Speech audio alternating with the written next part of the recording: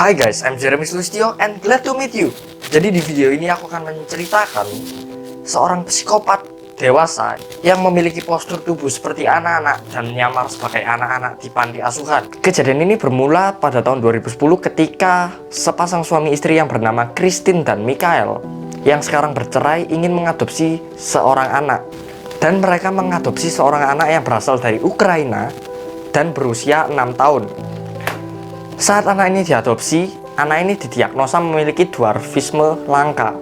Anak ini hanya memiliki tinggi 91 cm dan memiliki kelainan sehingga ia kesulitan dalam berjalan.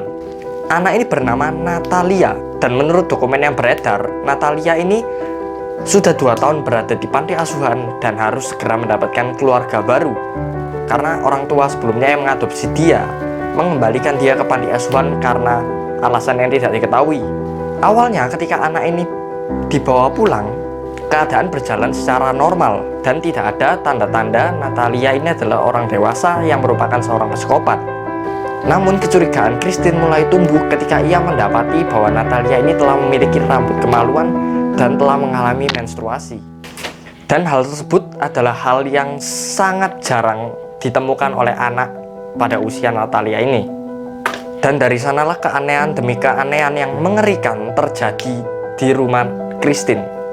Ketika Natalia dibawa ke dokter, dokter berani memastikan bahwa Natalia ini adalah orang dewasa. Karena Natalia memiliki gigi dewasa dan memiliki penyakit gangguan jiwa yang didiagnosa hanya terjadi pada orang dewasa. Natalia juga sering mengancam Christine dan Michael bahwa Natalia akan menusuk mereka ketika mereka tidur. Ia juga mengancam Christine akan mendorongnya ke pagar listrik.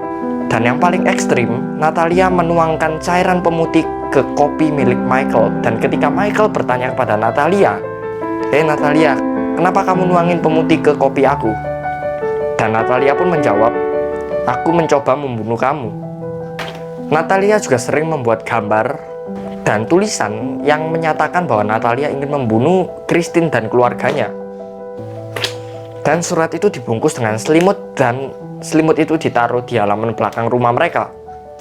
Natalia juga sering berdiri di atas Christine dan Michael ketika mereka sedang tidur.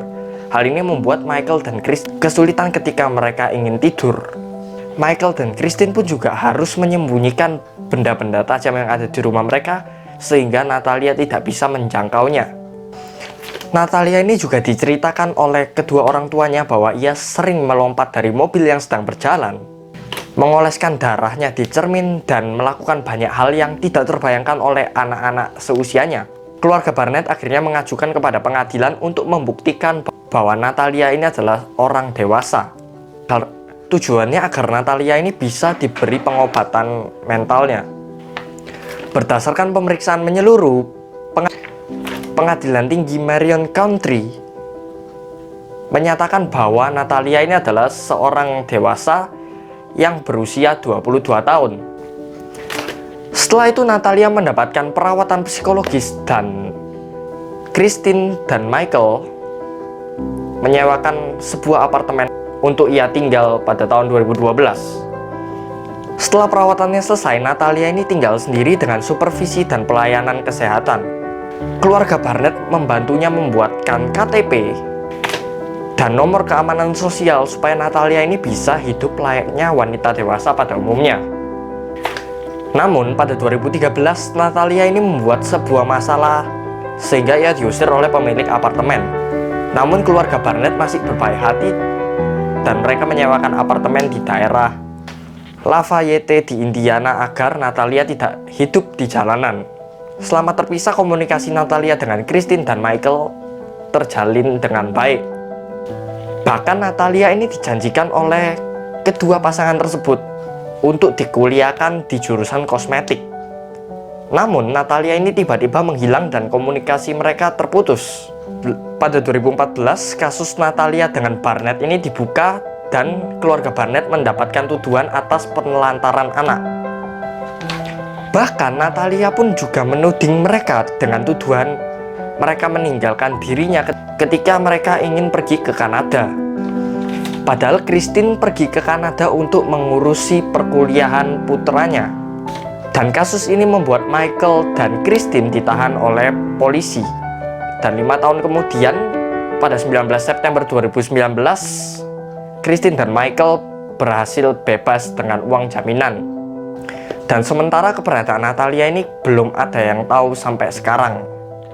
Entah dia tiba-tiba bisa menyamar lagi sebagai anak adopsi di panti asuhan, dan dia juga bisa mengulangi perbuatannya lagi.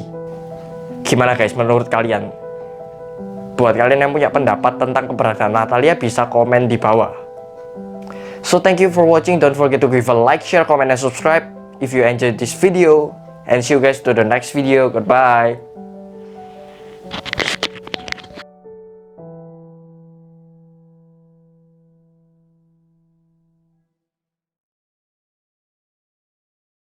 Saat anak ini diadopsi, anak ini didiagnosa. Anak ini didiagnosa memiliki dwarfisme langka.